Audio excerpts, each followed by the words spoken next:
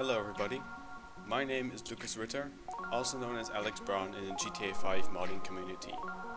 Today, I found out how to edit YMT files to add new drawable variations as well as new texture variations. This will also allow us to add in more clothing to characters in the future without having to replace any of the existing ones. First off, what we'll need are the latest version of the YMT file you want to edit, as well as Neodymium's Meta Toolkit, for which I'll leave a download link in the description below. For me, it was the npm freemode01 YMT, located inside of the Patch Day 12 DLC RPF file. To start off, decode the YMT file by dropping it into the metatool.exe.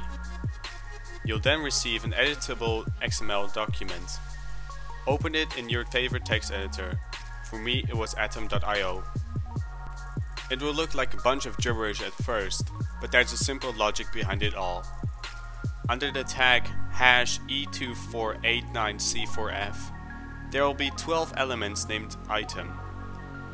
Each of these elements correspond to the Ped components upper, torso 2, lower, shoes, etc. They are ordered by their IDs, so the last one with the ID 12 will be torso 2. If we open that up, we'll see 16 more item elements within the #68AC8351 element. These are the individual drawable variations. Opening an item element will reveal the element #4A92222A, which includes item elements for the drawable's texture variations. We can add a drawable variation by either copying one of the existing item elements or by writing one ourselves. It doesn't make a difference. What the other hashes are used for is still unknown. So let's say we want to add this drawable I have on my desktop. It is a copy of the Torso 2 drawable with the ID 14 and 2 of its textures. First, we add in an item element to the 12th element of #E2489C4F. This will add a new drawable to the Torso 2 component. To add in additional texture variations, just add in more item elements under #4A92222A of the item we have just created. In this case, I'll have 2 texture variations for my drawable.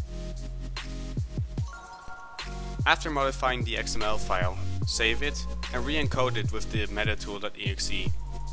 Then, replace the file with OpenIV or place it above it in the load order to make sure that the older file will be ignored. As a last step, we need to add the files to the Ped. Seeing that I modified the base YMT for npm freemode01 and not one of the DLC items, I have to place mine in the x64v.rpf file. After this, try out your modifications in-game. Now that we've loaded up the game, we can open up our menu to turn ourselves into the male Freemode character. Let's change the Ped component variation to the drawable we've just added. As you can see, we now have the drawable added in with 2 texture variations. The drawable from the Beach Bum DLC that had the ID 16 prior to our modifications has now become the ID 17. I hope this finding will help you out in future projects, and I'm looking forward to see all of you guys' awesome creations. Have a nice day and happy modding!